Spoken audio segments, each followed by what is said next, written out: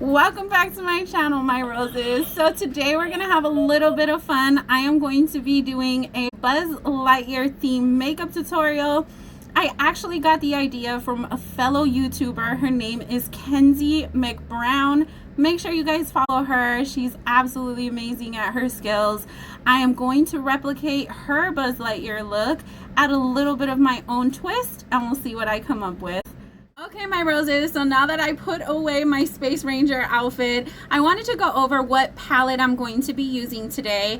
I was recommended to use the Glam Light palette, and this is what it looks like. I absolutely love it. I enjoy the fact that it goes from darks to bright, vibrant yellows, and you have anything as dark as browns, blacks, sapphire, navy blues. So I thought this would be the perfect palette.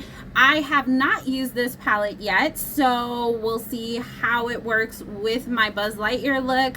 Stay tuned. Okay, my roses, so what I'm going to start with is my Huda Beauty Glow Cocoa Hydrating, just to get my pores all prepped for the makeup that I'm going to be putting on my face. It smells so good. It's literally one of my favorites. I personally like to massage this into my pores just so that I make sure that it's accepting this and not the makeup. Next, I'm going to be putting my Huda Beauty pre-makeup base. This is just another layer that I like to add onto my skin. I have very sensitive skin, so if I even get remotely a little bit of makeup into my pores, I'll definitely break out. So it's nice to have just another lightweight option to place on my skin so that I can prep it for the makeup that I'm about to put on it. Okay, my roses, so I went ahead and did my eyebrows off camera, and now I'm going to get to the tutorial for my Buzz Lightyear look. I hope you guys enjoy. We're going to start with the Urban Decay eyeshadow primer potion. This is one of my favorites because it is a thick primer, so you're not having to use as much product. And essentially what I will do is I will scratch some off on the actual container, and then I will just smear it around my eyelid area. I do have a lot of space from my eyelash to the bottom of my eyebrow, so it is good when I'm able to use the least amount of product on my eyelid. Now that my eyelids are prepped, I'm going to go ahead and get into the Glam Light shadow palette. I'm going to use this neon pink called Fuchsia. I'm going to be putting that into my crease. Now, I'm not going to pack it on. I actually want to create that line into my crease. It's just going to create a bigger depth when I add on the other shadows. I want to make sure that I'm adding that first layer like Kenzie did on her video. I want to make sure that I'm replicating that exact look. So we're going to go ahead and blend that out, go just above of my crease once I do get that fine line, and then we'll blend out. I am going to be using some of the James Charles Morphe palette. The reason is because the white that comes in the Glam Light is not like this white here. This one from the James Charles palette is a matte, where the one from the Glam Light had a shimmer to it, and I'm not going for a shimmer look. So on Kenzie's video, she used this white color just to buff out that fuchsia. So I'm going to follow that technique here. Heading back to that Glam Light palette, I am going to be going in with my second transitional color, which is this purple. Now, I am trying to get a deeper tone of a purple, but for now, since I am building, that is okay. I'm going to add it into this V-cut on top of that fuchsia color, and it's just going to give it a little more of a vibrant touch. I am going to be tapping it on. I won't be blending it in at all at this point. Right now, I just want to build and be able to create a foundation so that later on I can use that windshield wiping motion. Now, I am going to be using my V-cut as a foundation just to pack on that pigment. And the reason I do that is because essentially after this step, I'm going to use the V-cut pigment and brush it into my inner corner. As you can see here, it creates such a thin layer of that fuchsia as well that purple. It pretty much still looks pink. However, it's just another building stone for me to get that deep tone on the V-cut while still using some of that pigment onto the inner corner. I don't want to use so much pigment on my whole eyelid, especially because the goal is not this tone of purple. It's a deeper tone. Now I'm going to head into my third transitional color, which is going to be violet. Now, in the pan, it did look like it had some shimmer and glitter on it. However, when I did pack it on, I noticed that it ended up blending into the fuchsia and the purple perfectly. I didn't see any glitter whatsoever, so it was really funny to see it in the pan look different than when it transitioned into my eyelid.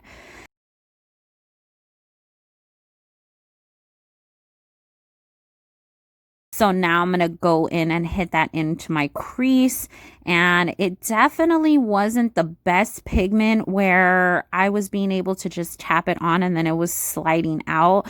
But that's typical with darker colors, anything like purples, blues, blacks. It's definitely harder to blend out because you're dealing with such an intense color. You want to be very light-handed and make sure that you're not applying so much at once. So I'm going to keep on building and I'm going to keep on blending out and we'll see what I can come up with.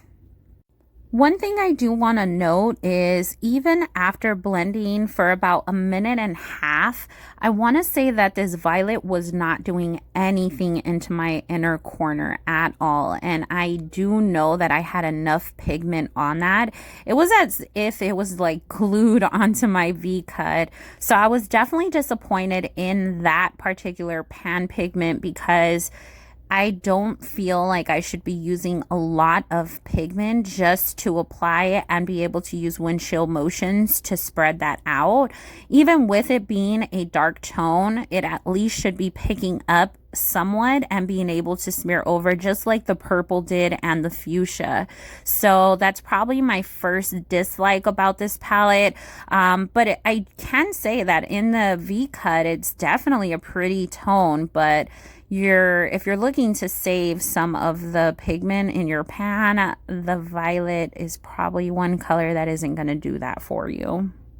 With that being said, eventually I just gave up on the windshield portion and I just went ahead and picked up more pigment and added it into the middle of my crease and then used that into the inner corner there. So even then you can see I'm definitely struggling with that violet. I did expect a little bit of complications because of it being such a dark tone, but I wasn't expecting to have to pick up so much and have to do this many moves just for it to spread evenly. At this point, I gave up on that purple, so I'm going to head over to the Huda Beauty Amethyst Obsession palette. I'm going to use this shade here, and the reason I'm going to use that is because I do want to create an ombre of purple, and so I'm going to use that for the inner corner of my crease. I'm going to apply that just with my fingers. It was a pretty color that was going to merge on top of that violet that I had already applied, and as you can see, it created such a pretty pop that I figured it would be better than trying to smudge that deep violet onto my lid. Now at this point, with me going over to the Huda, although I did like the color that it was adding, I can say that I was going from one to the lesser evil because Huda Beauty has not done very good with her shimmers or her glitter pigments. However, at this point, it was definitely better than continuing with that violet. So I packed it on and I went ahead and used a blending brush just to merge the Huda and that Glam Light Purples. I want to make sure again that the ombre is being emphasized. So at this point, it really couldn't get any worse than what it already was at. Now I am going to buff out those harsh lines on my inner corner just because I don't want the start of my ombre to be so harsh, and we're going to continue to buff that out. I am going to go ahead and pull in my camera closer to my eye. I'm going to start the process of detailing, so I want to have a close-up for that. My first detailing step is going to be with my Morphe liquid eyeliner in the shade White. I'm going to use this as my eyeliner today. It's a great option to build on top of, so I love using this liquid eyeliner. Now, when you are using dark tones and you're using a white liquid eyeliner, you will notice that it is going to suck up the color that you already created on your base. That is okay for me because this allows me to be able to create the outline first and not necessarily create the thickness of the white. So even though you will notice right here on the outer V, see how I have to continue to create layers? That is something that you're not just going to get right then and there, especially when you're using the Morphe liquid eyeliner. It's not that thick. If we were to compare it to something like Jeffree Star's, it definitely is not going to give that type of consistency. And I don't necessarily think that's such a bad thing, especially when you're not sure how far out you're wanting to go. If you're wanting to just play with the eyeliner for the time being, this is a great step to use. Now, to get that Buzz Lightyear green, I am going to have to go to the James Charles palette again. I am going to be mixing my Fix Plus spray along with this vibrant neon green here. The reason I'm going to do that is because if I apply it just on top of that liquid eyeliner, it will not stick at all. You'll be able to tell that it's just layered on top, and that is not the look that I'm going for. So I will be using my Fix Plus into a little pan that I have, and then I'll dip my brush into the liquid Fix Plus, place it into the pan of that neon green, and you will see how it creates that eyeshadow as a liquid eyeshadow. So as you can see, that green, I'm being able to build on top of that white very nicely. It's as if that white isn't even underneath it. It makes it pop out a lot more, and I absolutely love this technique. It's something that if you're not having already liquid eyeliners, you can always improvise with the things you already have. Now this is where I'm going to start adding my own touch. On Kenzie's video, she did create this thin line and then added on the wing details. However, what I was coming up with was creating a lot more green on top of that purple and that white. So I am going to go ahead and fill in that whole white area with green and then create a white outline.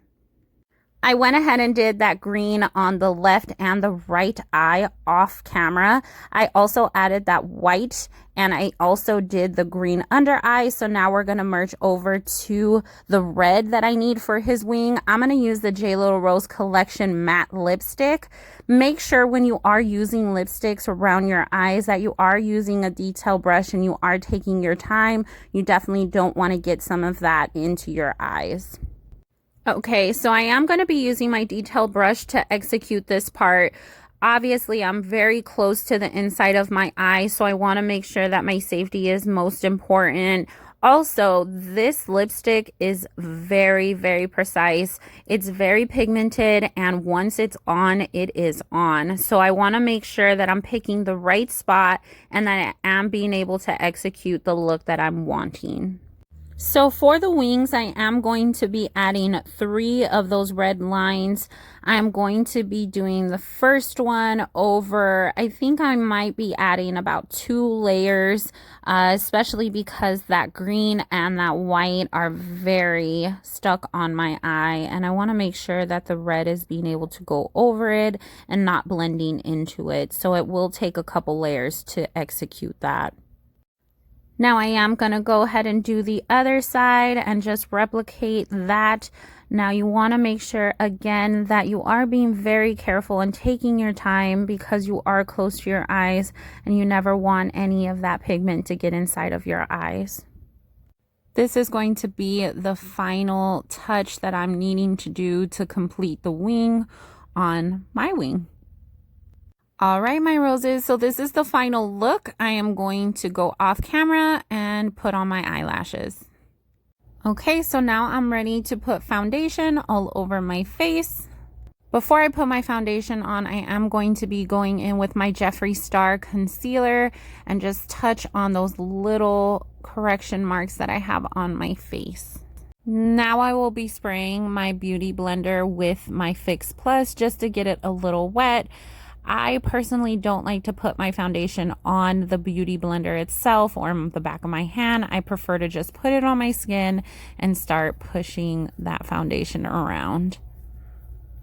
I am going to be using the James Charles palette for my shimmer on my cheekbones. I am using it as a highlight today. It is so pigmented. I wanted to share with you guys what it looks like. Honestly, that was just with one swipe. So I definitely recommend James Charles's palette. I think on his video, he did mention that he also uses it as a highlighter, and it's definitely worth the investment. Now for my lips, I am going to be going in with the JayLiIRose Collection lip gloss. It is in the shade Kimberly. This definitely is one of my favorites. I love how it just glides onto my lips, and honestly, just with one coat, I'm able to do my whole bottom lip, and it's so pigmented that when I close my lips and rub them against each other, it looks as if I filled in the top when I haven't even touched them. So as you can see, it's really pretty color. And this is just one of those very girly colors that each girl has to have in her collection. Okay, my roses, so this is the final look. I hope you guys enjoy it. There were a couple minor things that I changed from Kenzie's look. I did not have the green shadow, so I had to, you know, kind of just concoct my own little, you know, swagger to the look, and this is what I came up with. I hope you guys enjoy it. Toy Story is actually a really fun and special movie in my home. It is my son's favorite movie. So it was really fun to put this look together and kind of just use a lot of Kenzie's inspiration and just put it to life in my own little taste and twist. If you guys aren't already following her YouTube channel, make sure to go to it. Again, it is Kenzie McBrown. She's a wonderful artist. I know that you guys will love her videos. One thing before I end my video, I wanted to make sure that you guys were able to see what lipstick and lip gloss I used. This is the JayLiIRose lipsticks. The red one that I used on my lid is number 1, and so that's what I used for the red on the top of my eyelids to create his wing lines. And then this lip gloss here, it's a very vibrant pink. As you can see, the gloss is amazing. It stays on very long. I am absolutely proud of my lipstick lines. I have some fun things coming up for the fall, and I just hope that you guys come on board and try a new brand. This pink one is in number 1, so head to JayLiIRose.com and make sure that you check out the cosmetics. I also have my own energy drink line as well. I have clothing and apparel and other fun things that you'll see there. So I love you all. Until the next video, my roses. Love each other.